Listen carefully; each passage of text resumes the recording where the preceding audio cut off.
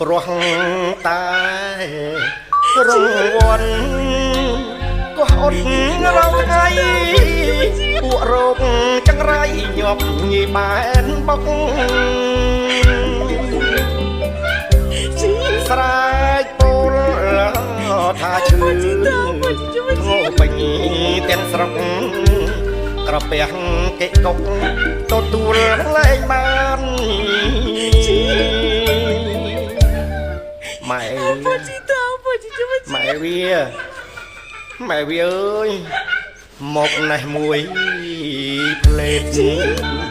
ជូនប្តីទៅពេទ្យឈឺអស់ពេញប្រាណមកមិនប្រញាប់ប្តីស្លាប់មកមិនខាន